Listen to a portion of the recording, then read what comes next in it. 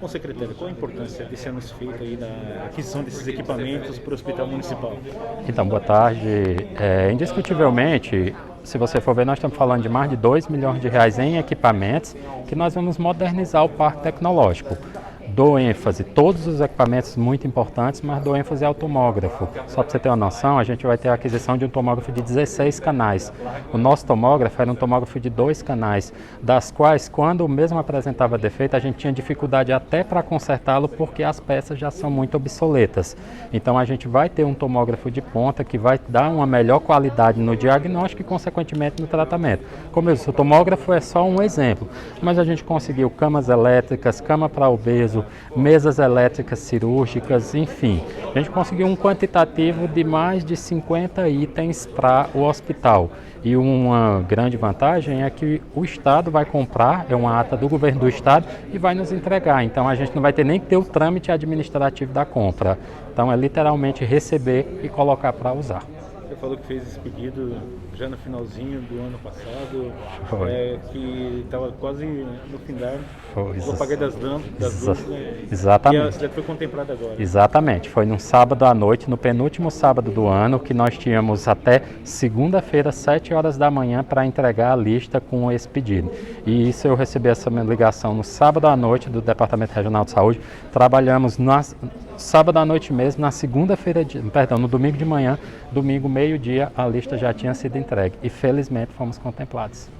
Secretário, maravilha. Com relação ao Covid, que o Hospital Municipal aumenta a capacidade de atendimento até por conta dessa situação, né? Isso, exatamente. Como eu divulguei agora há pouco, nós vamos ampliar a capacidade de leitos, nós vamos ampliar mais 20 leitos de enfermaria, que, claro, 10 enfermaria e 10 que, se for necessário, se transformarão em unidade de terapia intensiva, mas estamos ampliando 20 leitos para o apoio ao Covid. O número de pessoas que têm procurado é pessoas com síndrome gripal, pessoas com Covid mesmo? Como que... Hoje nós estamos tendo o seguinte, do quantitativo de testes que a gente faz, a gente tem um índice de 60% positivo, 40% negativo. Então hoje nós já temos um maior índice de pacientes com Covid do que com síndrome gripal. É como o prefeito disse, que apenas abrindo as unidades de atendimento 24 horas vai poder minimizar a situação que é atendida hoje no municipal e também lá no PA do Zanaga, né? Isso. Uma das coisas que está no projeto do governo e que nós estamos nos esforçando é que para esse ano a gente já consiga inaugurar a primeira unidade de pronto atendimento, que será a unidade da Silos. Estamos trabalhando para isso e esperamos que este ano a gente entregue essa unidade para a população americanense. Qual que é a orientação, secretário, da população nesse momento em que aumenta o número de pessoas com síndrome gripal ou com Covid? Que orientação o senhor passaria à comunidade americanense? Cumprir as medidas sanitárias, evitar aglomerações, usar máscara, medidas higiênicas de usar álcool em gel, higienização de mãos e, claro, quem não completou o reforço ou o ciclo completo da vacina, que procurem a unidade mais próxima e se vacinem, porque o que a vacina tem mostrado é que as pessoas que contraem Covid e que já estão vacinadas, os eventos adversos são menores. O número de pessoas hoje que ocupam os leitos de hospital, precisando até de ficar em observação, são aquelas que já tomaram as doses ou aquelas que ainda não tomaram? Nós temos aproximadamente 60% de pessoas que ou não vacinaram ou não completaram o ciclo. Certo? Ou seja, quando eu digo não completaram o ciclo, tomaram a primeira dose, mas não tomaram a segunda dose. Certo? Hoje, o retorno nas aulas, o senhor defende o retorno nas salas de aula, secretário? Ou, pelo momento... Na verdade, é como eu digo, o Covid é um dia de cada vez, né? Eu acho que a gente vai ter que estar analisando a situação epidemiológica. Confesso que é um tema, digamos assim, bem delicado, que não é só a questão do secretário de saúde. Eu acho que é o Comitê Covid, assim como o Comitê de Contingência do Estado, que tem que deliberar. E por que eu digo que eles têm que deliberar? Porque eles têm muito mais pesquisadores, muito mais cientistas, têm condição, inclusive, de traçar um panorama epidemiológico que nós, municípios, não temos. Então, o que a gente tem feito desde o início é seguir o Plano de São Paulo, e as determinações do Plano de São Paulo a gente tem cumprido no município de Americana. Secretário, pelo atendimento nos bairros, né? Tem ali o Gramado, tem o posto em frente ao cemitério do Gramado, tem o posto do Matiense e também o posto do Ipiranga. Esses postos estão, para quem passa na frente, em tese prontos para funcionar. Sim. O que está faltando? O posto do Gramado a gente está fazendo a aquisição do balcão, né, para colocar na recepção, e ele nos próximos dias a gente já vai ter concluído e vai ser inaugurado. O Matienzo, a reforma inicial não previa a cobertura e entregar, tanto que está pronta a reforma inicial, mas entregar um prédio daquele sem uma cobertura é inviável do ponto de vista da população, deixar a população chuva, sol, enfim. Então a gente vai ter que fazer uma cobertura e para isso estamos vendo os trâmites administrativos. E qual foi o outro, você perguntou? O posto do Ipiranga.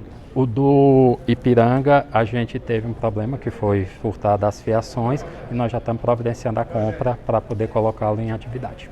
Existem outros postos que estão com reforma já em andamento para ser... Na verdade, existem 2 postos que vão ser, na verdade, construídos, né? Que foi o que o deputado Macris conseguiu a verba, né? Que foi o do Liberdade e o do Zanaga. Esses vão ser literalmente construídos e seguindo a planta do governo do estado. Foi um recurso, se eu não me engano, de R$860 mil para cada unidade. Já vem um projeto arquitetônico. O que a gente vai fazer é simplesmente licitar e construí-los. Mas serão 2 aquisições, Liberdade e Zanaga. Com o funcionamento dessas unidades, né, aí desafoga também o atendimento. Sim, a tendência é a gente exatamente descentralizar mais nas unidades, ampliar o UPA Silos e, consequentemente, isso vai refletir sim no hospital municipal.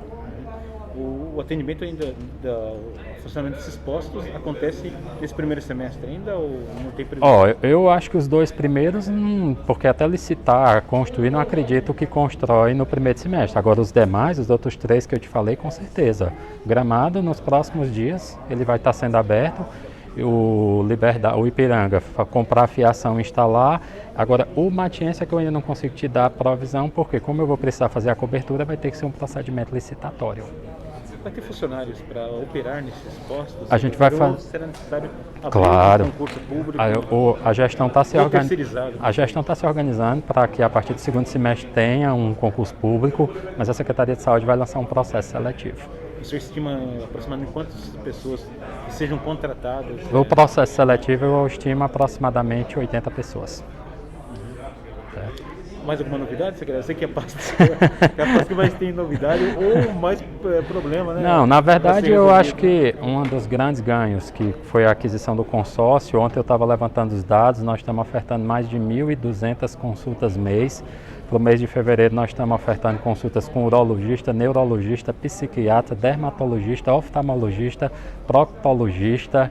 Então eram especialistas que até então, cardiologistas que nós não tínhamos nas unidades e que agora nós estamos ofertando para a população de Americana. Essas consultas que estão sendo ofertadas já é para as pessoas já cadastradas? Isso, exatamente. Todas via regulação, que estão sendo feitas as ligações e estão chamando de acordo com a necessidade e com a fila que tem na regulação. Qual a especialidade com maior demanda aí para o atendimento? Oftalmologia e dermatologia. Eram as nossas maiores filas. Quantas pessoas estão no aguardo? Agora, porque o que acontece? Como já tem 3 meses que a gente oferta, aí esse número... Porque também é o seguinte, como as filas daqui, a gente costuma dizer que a fila daqui era uma fila que, como não existia oferta, ela estava lá e ninguém nunca mexeu.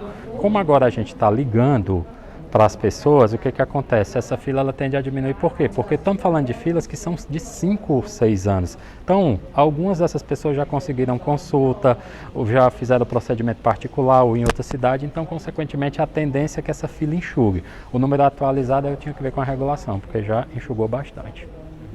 E continua, então. Não há divulgação, porque a chamada para esse público é das pessoas já cadastradas. Sim, então... Secretaria de Saúde só pode trabalhar com regulação. Então, não é ordem de chegada simplesmente. Você tem todo um critério de regulação, as pessoas que já estão cadastradas, enfim, e estas pessoas recebem as ligações e, de acordo, claro, com a disponibilidade da pessoa, se precisa ou não, aí a gente encaixa. Mas tudo com critério regulatório. Hoje a terceirizada do pronto-socorro Luiz da Mota Tebaldi está contente da secretaria? De qual? A terceirizada.